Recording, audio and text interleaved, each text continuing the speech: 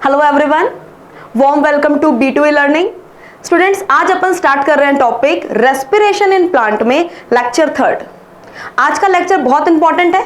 इसमें हम पढ़ रहे हैं बेटा ईटीएस या फिर हम इसे क्या कह सकते हैं, respiratory chain, oxidative phosphorylation. Done, तो स्टार्ट करते हैं। सबसे पहले हम डिस्कस करते हैं ईटीएस, ऑक्सीडेटिव फॉस्फोराइलेशन, इसकी रिक्वायरमेंट क्यों है। देखो, सबसे बहुत सिंपल तरीके से ईटीएस का सबसे पहले फुल फॉर्म क्या है, सबको पता है, इलेक्ट्रॉन ट्रांसपोर्ट सिस्टम। यानी कि इलेक्ट्रॉन जो है वो किसी ना किसी मेम्ब्रेन से मूव करेंगे और इलेक्ट्रॉन के मूव करने की वजह से प्रोटॉन ग्रेडियंट जनरेट होगा और प्रोटॉन ग्रेडियंट जो है वो एटीपी फॉर्मेशन के लिए जरूरी है। ऐसा हमने फोटोसिंथेसिस में जब ईटीएस पढ़ा था तब भी हमने यही चीज पढ़ी थी। बेटा, फोटोसिंथेसिस और रेस्पिरेशन, इसके ईटीएस में फर्क क्या है।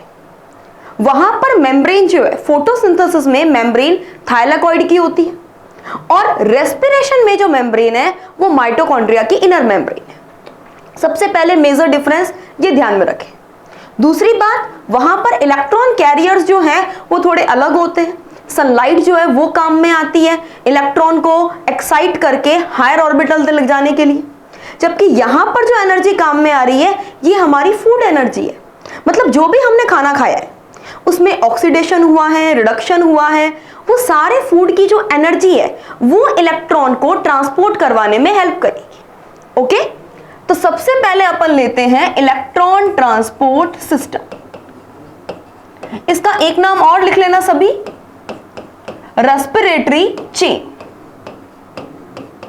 देखो, लास्ट के 2 लेक्चर्स में हमने क्या पढ़ा था, glycolysis, Krebs cycle.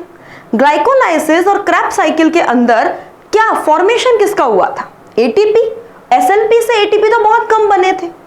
Maximum energy कहां चली गई, NADH2 और FADH2 के पास में, राइट। देखो बेटा, सबसे पहले ये अपन ले लेते हैं माइटोकॉन्ड्रिया। डन। अभी मैं पूरी सेल नहीं बना रही हूं, ओनली माइटोकॉन्ड्रिया बना रही हूं, ठीक है। माइटोकॉन्ड्रिया में 2 मेम्ब्रेन है, सबको पता है, कोई इश्यू नहीं। ये आउटर और इनर मेम्ब्रेन बना रहे हैं, आउटर और इनर मेम्ब्रेन बना रहे हैं बच्चे। ये जो ब्लू वाली बनाई गई है दैट इज आउटर मेम्ब्रेन,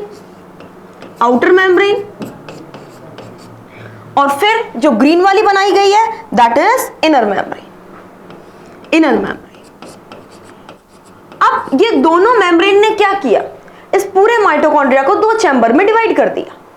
अंदर की तरफ क्या है, अंदर की तरफ है मैम मैट्रिक्स, ओके, मैट्रिक्स। और दोनों मेम्ब्रेन के बीच का स्पेस ये क्या कहलाएगा, ये कहलाएगा पेरीमाइटोकॉन्ड्रियल स्पेस, राइट, पेरीमाइटोकॉन्ड्रियल स्पेस।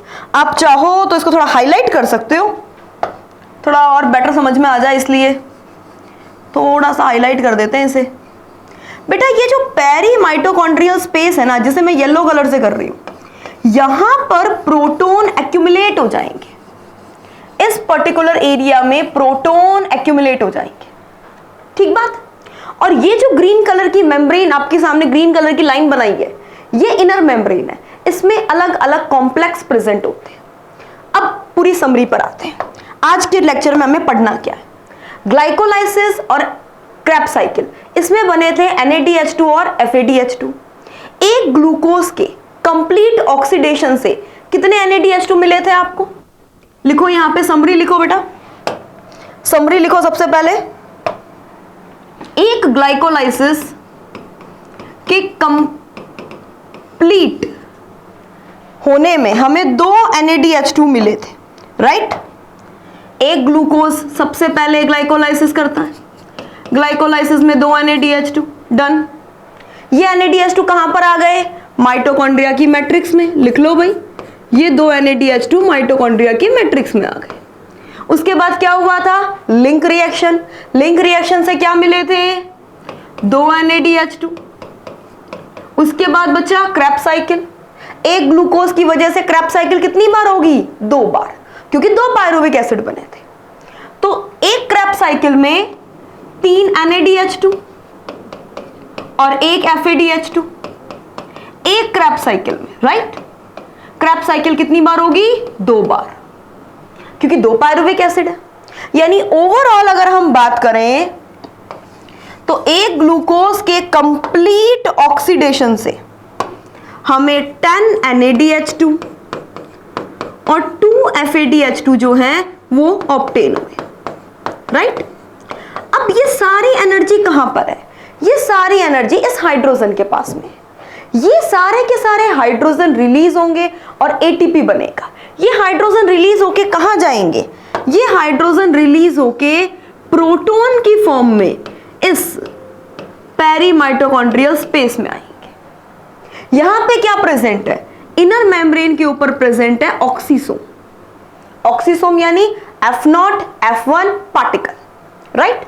इस इनर मेम्ब्रेन को थोड़ा और हाईलाइट करो, बेटर समझ में आएगा। ये जो इनर मेम्ब्रेन है, ये देखो, ये इनर मेम्ब्रेन, इस इनर मेम्ब्रेन के अंदर 5 कॉम्प्लेक्स प्रेजेंट है।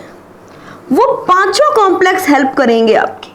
इस इनर मेम्ब्रेन के अंदर 5 कॉम्प्लेक्स प्रेजेंट है और वो कॉम्प्लेक्स हेल्प करेंगे हमारी एटीपी फॉर्मेशन में। डन। चलिए, तो सबसे पहले आपने बताया कि ईटीएस किससे एसोसिएटेड है? एनर्जी रिलीज से। डन, कोई इश्यू नहीं। ये जो इलेक्ट्रॉन और प्रोटॉन रिलीज होंगे, अल्टीमेटली इस इलेक्ट्रॉन और प्रोटॉन को कौन लेगा? ऑक्सीजन। भाई हम बार बार बोलते हैं कि रेस्पिरेशन जो है वो एरोबिक भी होता है, एनारोबिक भी होता है। एरोबिक रेस्पिरेशन में ऑक्सीजन काम में आती है, तो वो ऑक्सीजन कहाँ काम में आती है? ग्लाइकोलाइसिस में हमने कहीं नहीं देखा, हमने क्रैब्स साइकिल में भी कहीं पर नहीं देखा। वो अल्टीमेटली काम में आती है ईटीएस में। ऑक्सीजन क्या करती है? Terminal oxidation. ये मेन पॉइंट है बेटा, इसको नोट करना। ऑक्सीजन क्या कर रही है? ऑक्सीजन कर रही है terminal oxidation. Oxygen finally electron और प्रोटॉन को एक्सेप्ट करेगी। इलेक्ट्रॉन प्रोटॉन को एक्सेप्ट करने के बाद मेटाबॉलिक वाटर का फॉर्मेशन करेगी। ठीक बात। नेक्स्ट, ये रिएक्शन होती कहां पर? अगर यूकैरियोट है तो माइटोकॉन्ड्रिया की इनर मेम्ब्रेन में, और अगर बेटा प्रोकैरियोट है तो प्रोकैरियोट के अंदर कोई भी मेम्ब्रेन बाउंड ऑर्गेनली प्रेजेंट नहीं है।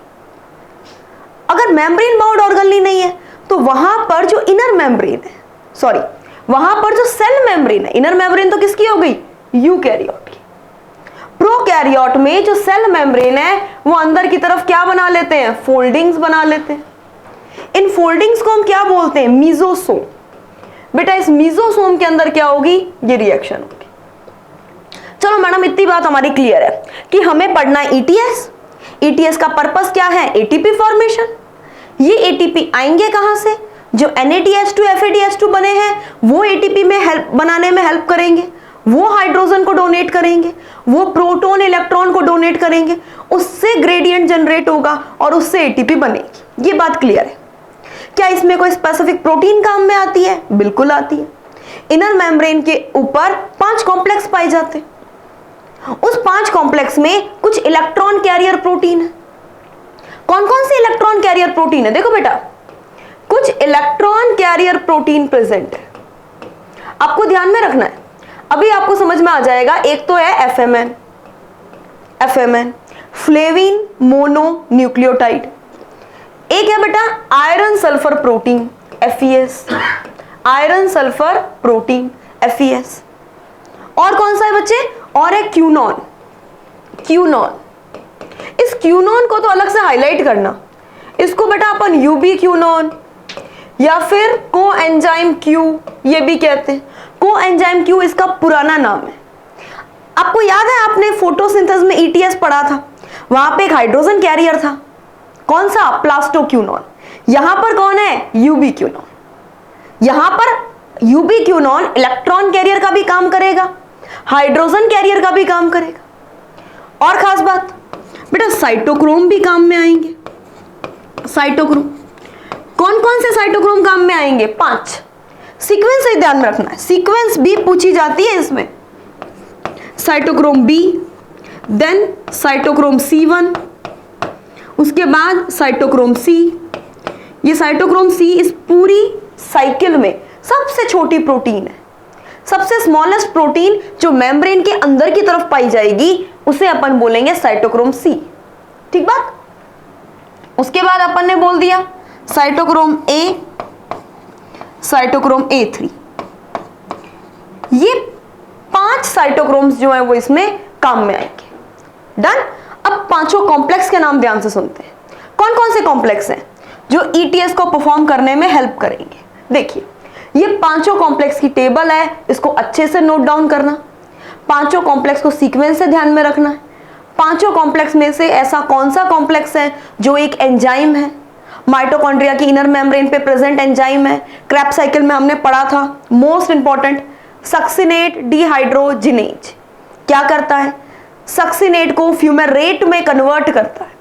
जब FeDH2 बनता है, आपको याद करने के लिए ट्रिक भी की थी अपन ने, फ्यूमेरेट को F से करना है और FeDH2 को F से करना है। ठीक बात है। तो ये पहले पांचों कॉम्प्लेक्स जो हैं इसको याद करो भाई अच्छे से। सबसे पहला कॉम्प्लेक्स कौन सा होगा भाई हमारा? FMN NADH2 dehydrogenase complex.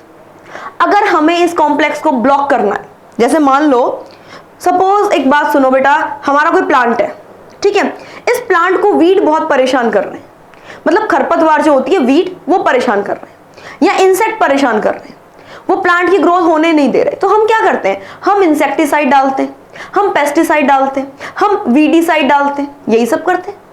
ये हकीकत में केमिकल्स करते क्या है? ये केमिकल कैसे मार देते हैं उन ऑर्गेनिजम्स को? जैसे रोटिनॉन जो है, ये रोटिनॉन बहुत ही फेमस साइडल इफेक्ट वाला केमिकल आपने पढ़ रखा है। ये क्या करेगा? ये रेस्पिरेटरी चेन में कॉम्प्लेक्स फर्स्ट को ब्लॉक कर देगा। जिस ऑर्गेनिज्म के अंदर कॉम्प्लेक्स फर्स्ट ही नहीं हो पा रहा है, उसमें एनर्जी कैसे बनेगी? और बिना एनर्जी के क्या होगा? उस ऑर्गेनिज्म की डेथ हो जाएगी। ठीक बात। तो ऐसे फर्स्ट कॉम्प्लेक्स को ब्लॉक कौन कर रहा है? रोटिनॉन और एमाइटल। सेकेंड कॉम्प्लेक्स कौन सा है? एंजाइम, जो अभी अपन ने बोला, SDH, सक्सिनेट डिहाइड्रोजिनेज, या इसका दूसरा नाम क्या हो जाएगा? FADH2 dehydrogenase. कॉम्प्लेक्स थर्ड क्या है? साइटोक्रोम B से साइटोक्रोम C1 तक। Cytochrome A, cytochrome A3, 2 copper centre, ये कॉम्प्लेक्स 4 बनाते हैं। इस कॉम्प्लेक्स 4 का एक नाम और लिखो, इसे हम कहते हैं साइटोक्रोम C ऑक्सीडेज। ये ऑक्सीडेज एंजाइम है, मोस्ट इंपॉर्टेंट कॉम्प्लेक्स। क्यों? इस कॉम्प्लेक्स पर आके ऑक्सीजन बाइंड करेगा। इसको ब्लॉक कौन करता है? बेटा साइनाइड खाने से डेथ हो जाती है। कार्बन मोनोऑक्साइड अगर रूम में है तो उससे हम कैसे कहते हैं डेथ हो जाती है। ये दोनों कॉम्प्लेक्स क्या करते हैं? ये दोनों कॉम्प्लेक्स जो है, ये दोनों केमिकल्स क्या कर रहे हैं? कॉम्प्लेक्स 4 को खत्म कर रहे हैं, साइनाइड और कार्बन मोनोऑक्साइड। उसके अलावा complex 5th, that is ATP synthetase या फिर ATPase। ये 5th कॉम्प्लेक्स क्या है? ये 5th कॉम्प्लेक्स जो है ये F0 F1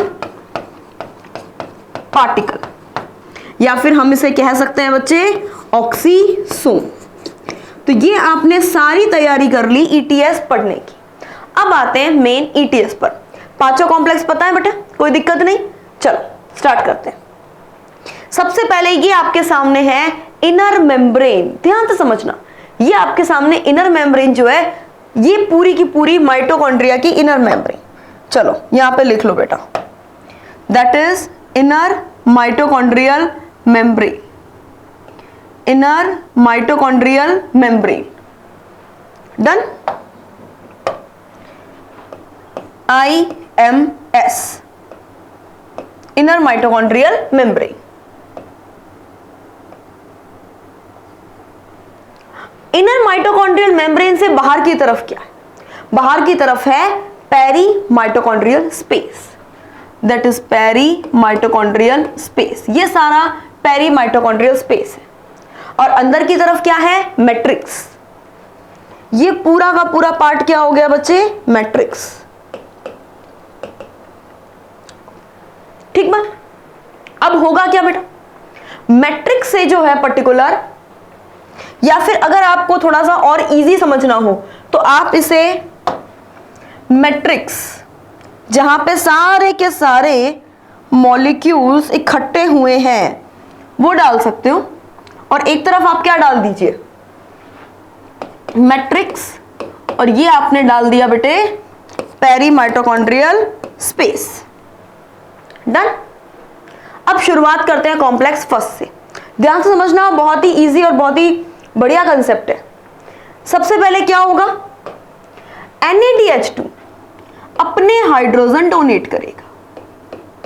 NADH2 ये डिहाइड्रोजिनेज एंजाइम की प्रेजेंस में NAD+ में कन्वर्ट हो जाएगा। ये वो साइकिल है बेटा जिसमें सभी बच्चों को डाउट रहता है, इलेक्ट्रॉन कहां से आएंगे, कौन उसको एक्सेप्ट करेगा, कौन डोनेट करेगा, कौन प्रोटॉन कैरियर है। एक एक चीज सुनना। सबसे पहले इसने अपने इलेक्ट्रॉन किसको दिए, FMN को, FMN को अपने इलेक्ट्रॉन। FMN इलेक्ट्रॉन किसको देगा, FeS को। FMN किसको देगा बेटा, FeS को। Iron, sulphur, protein. जब ये इसको इलेक्ट्रॉन पास करता है, इलेक्ट्रॉन पास करता है, तो साथ ही साथ में ये क्या करता है, अपने प्रोटॉन जो है, अपने जो प्रोटॉन है, उन प्रोटॉन को शिफ्ट करवा देता है। कहां से कहां, ये NADH2 के पास में क्या है, हाइड्रोजन। बेटा हाइड्रोजन में दोनों चीजें हैं, प्रोटॉन भी इलेक्ट्रॉन भी। इलेक्ट्रॉन किसको दिए हैं, FMN, FeS को। प्रोटॉन कहां शिफ्ट करवा दिया है, पेरी माइटोकॉन्ड्रियल स्पेस में। डन। यहां तो कोई दिक्कत नहीं, 2 H+ आयन यहां पे आ चुके हैं।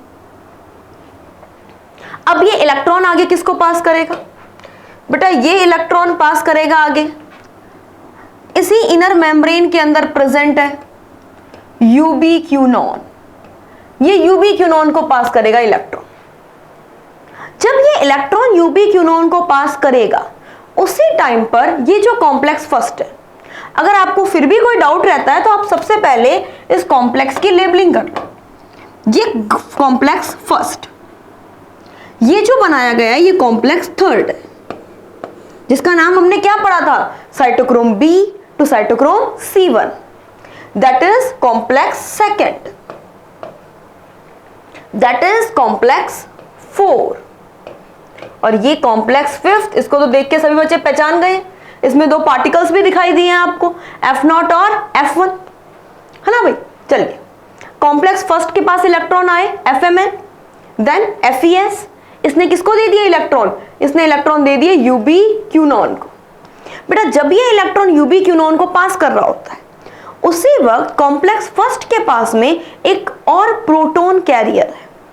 वो प्रोटॉन कैरियर क्या करेगा, बाहर मैट्रिक्स, ये जो मैट्रिक्स है, इस मैट्रिक्स से 2 प्रोटॉन लेगा और ये किसमें शिफ्ट कर देगा, ये इन प्रोटॉन्स को लेके शिफ्ट कर देगा पेरी माइटोकॉन्ड्रियल स्पेस में। इसी वजह से एनसीईआरटी में जब आप पढ़ते हैं तो आपको यहां पे 4 प्रोटॉन देखने को मिलते हैं। बच्चों के दिमाग में नॉर्मली कंफ्यूजन रहता है, 4 प्रोटॉन कहां से आए भाई, NADH2 के पास तो 2 ही थे। तो बेटा गौर करना, NADH2 से तो 2 ही आए हैं, 2 प्रोटॉन जो है वो मैट्रिक्स से लिए गए। किसने लिए, कॉम्प्लेक्स फर्स्ट में प्रेजेंट जो हाइड्रोजन कैरियर है उसने लिए। कब लिए हैं, जब इलेक्ट्रॉन यूबीक्विनोन को शिफ्ट किया जा रहा है तब। अब यूबीक्विनोन क्या करेगा भाई, आपने थोड़ी देर पहले बताया था कि ये प्लास्टोक्विनोन की तरह हाइड्रोजन कैरियर है। ये मैट्रिक्स से प्रोटॉन उठाएगा, किसमें कन्वर्ट हो जाएगा भाई, प्रोटॉन को एक्सेप्ट करने के बाद रिड्यूस हो जाएगा। रिड्यूस होने की वजह से ये बना लेगा यूबीक्विनोल। यूबीक्विनोल, इसकी रिड्यूस फॉर्म को क्या बोलते हैं, यूबीक्विनोल। क्या है ये, प्रोटॉन एंड हाइड्रोजन कैरियर। ये बेटा इलेक्ट्रॉन आगे पास करेगा साइटोक्रोम B को, यानी कि कॉम्प्लेक्स थर्ड को। जब ये इलेक्ट्रॉन साइटोक्रोम B को पास करेगा तो हाइड्रोजन का क्या होगा वो भी देखते हैं। बेटा ये हाइड्रोजन को शिफ्ट करवा देगा PMS, peri mitochondrial space. Done. ये तो बात हो गई NADH2 की वजह से। एक FADH2 भी तो बनता है। ये देखो कॉम्प्लेक्स सेकंड, दिख रहा है सभी बच्चों को? कॉम्प्लेक्स सेकंड, ये कॉम्प्लेक्स सेकंड जो है ना बेटा, ये एंजाइम है। कौन सा? Succinate dehydrogenase. क्या करता है ये सक्सिनिक एसिड को फ्यूमेरिक एसिड में कन्वर्ट करता है, फ्यूमेरिक एसिड में कन्वर्ट करता है। ये फ्यूमरेट क्या करता है? ये FAD प्लस, ये FADH2 का फॉर्मेशन करता है, FADH2 का। ये FADH2 क्या करेगा? FAD प्लस में कन्वर्ट हो जाएगा, FAD प्लस में। मतलब ये अपने इलेक्ट्रॉन किसको शिफ्ट कर देगा? ये अपने इलेक्ट्रॉन दे देगा FES को। बेटा ये अपने इलेक्ट्रॉन तो FES को दे रहा है, लेकिन प्रोटॉन नहीं दे रहा है। ये FES को अपने इलेक्ट्रॉन दे रहा है और FES इस इलेक्ट्रॉन को दे रहा है यूबिक्विनोन को। यहां पे गौर करने वाली बात क्या है कि ये यहां पर प्रोटॉन शिफ्ट नहीं कर रहा है। क्यों मैडम? यहां तो कर रहा था, फिर यहां क्यों नहीं कर रहा? NADH2 के प्रोटॉन तो शिफ्ट हुए थे, FADH2 के क्यों नहीं हो रहे? बेटा ये एक प्रोटीन चैनल था, ये मेम्ब्रेन में पाए जाने वाला प्रोटीन चैनल था। प्रोटीन चैनल प्रोटॉन शिफ्ट कर सकता है। ये एक एंजाइम है, इसीलिए ये अपने प्रोटॉन फिर से भेज देगा मैट्रिक्स में। केवल अपने इलेक्ट्रॉन जो है, ओनली जो अपने इलेक्ट्रॉन्स हैं वो ये यूबिक्विनोन को देगा। ठीक बात है?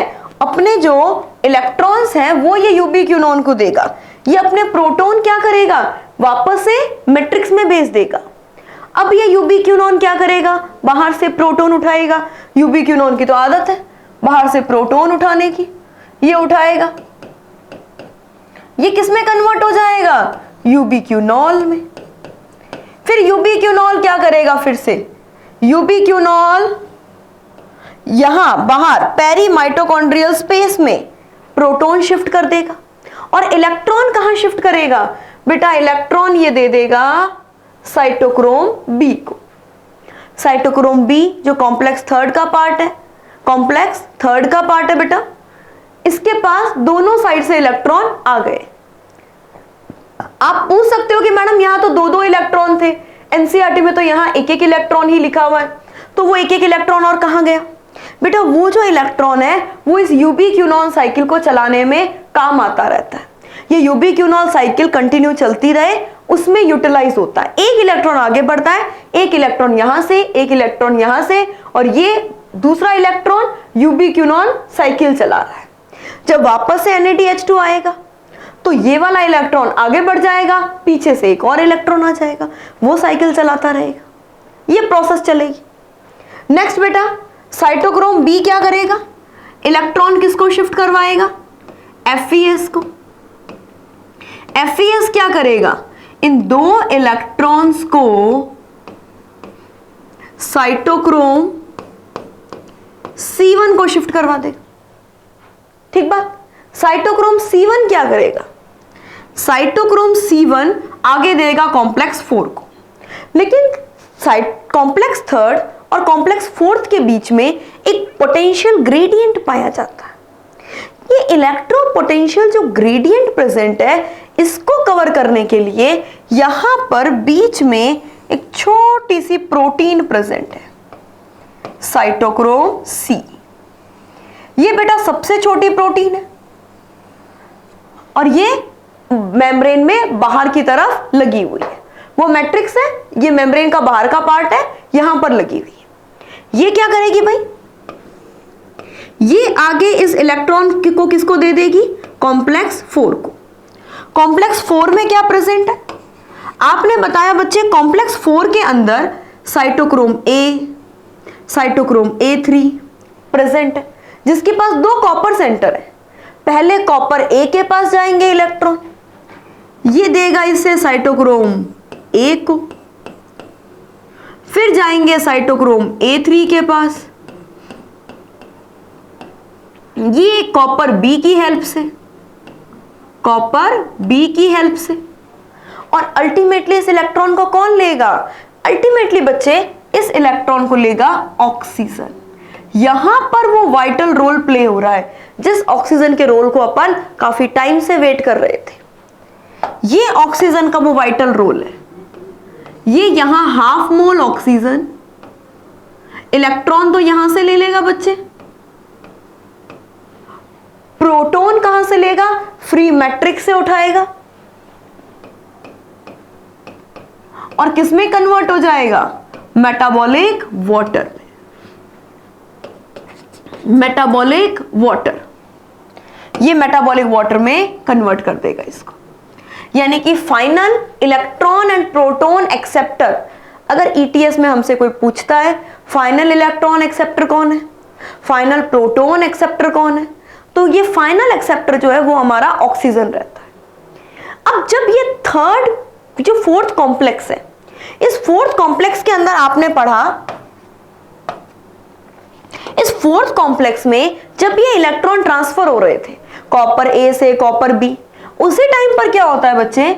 मैट्रिक्स से भी दो प्रोटॉन जो हैं वो यहां पर शिफ्ट होते हैं।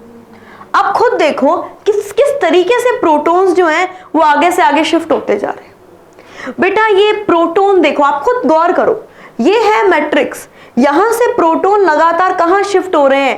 पेरी माइटोकॉन्ड्रियल स्पेस में। अपन ने फर्स्ट स्लाइड पे क्या पढ़ा था? देखो फर्स्ट स्लाइड पे हम क्या पढ़ रहे थे बच्चे? हमने स्टार्ट किया था कि यहां के जितने भी प्रोटॉन हैं यानी कि मैट्रिक्स के जितने भी प्रोटॉन वो कहां इकट्ठे हो जाएंगे? वो सारे प्रोटॉन इकट्ठे हो गए हैं पेरी माइटोकॉन्ड्रियल स्पेस में। इस वजह से दो तरीके के फोर्स जनरेट होते हैं। कौन कौन से फोर्स?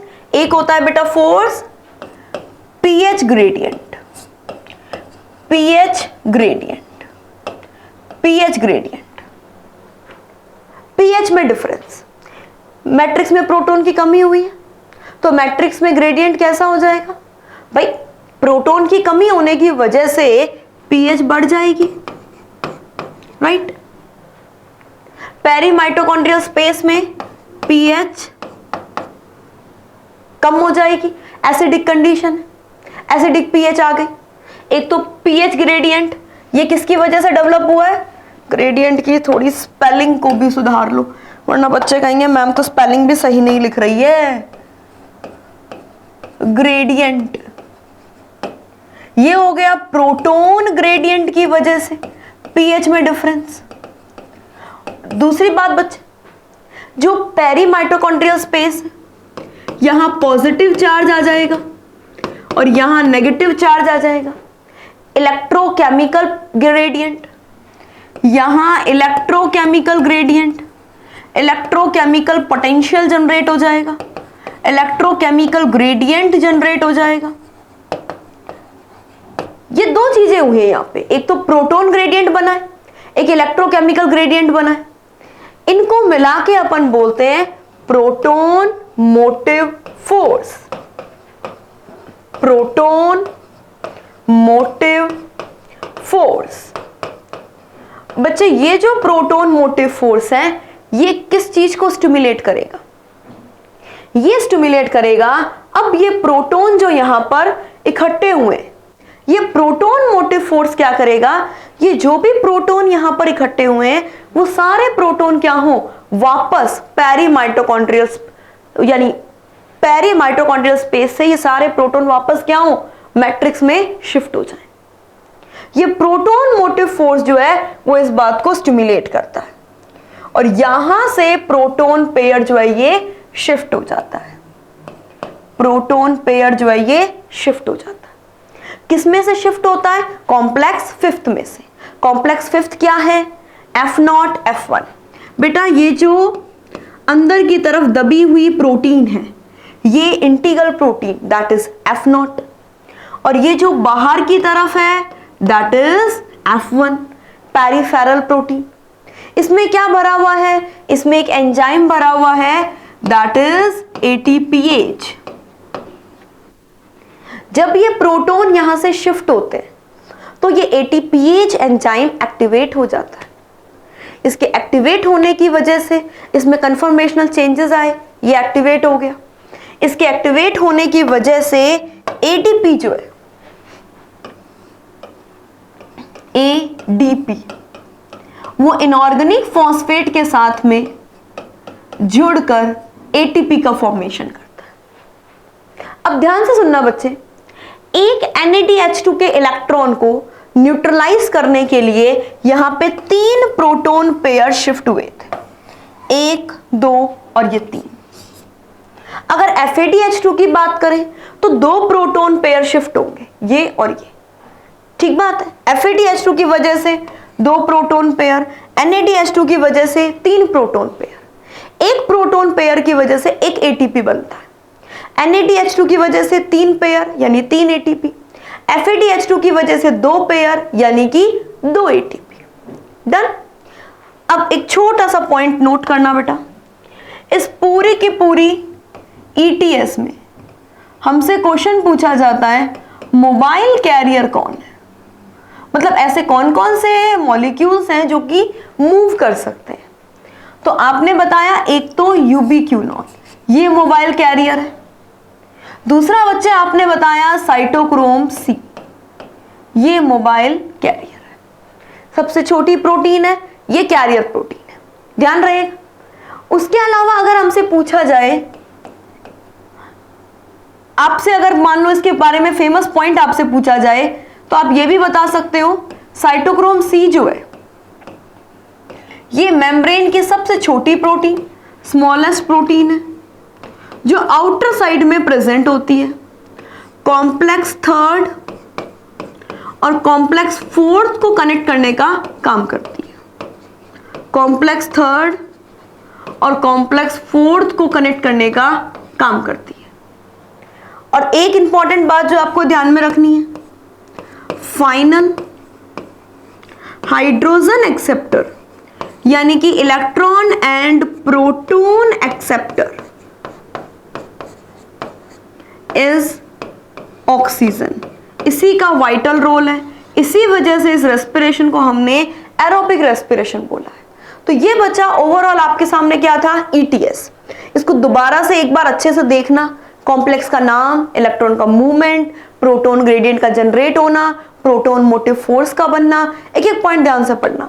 और जिस बच्चे ने ग्लाइकोलाइसिस क्रैप साइकिल का लेक्चर नहीं अटेंड किया है वो इसको वापस से प्लेलिस्ट से जाके ग्लाइकोलाइसिस और क्रैप साइकिल का जो पर्टिकुलर लेक्चर है वो भी जरूर देखें। Okay, all the best, thank you for watching.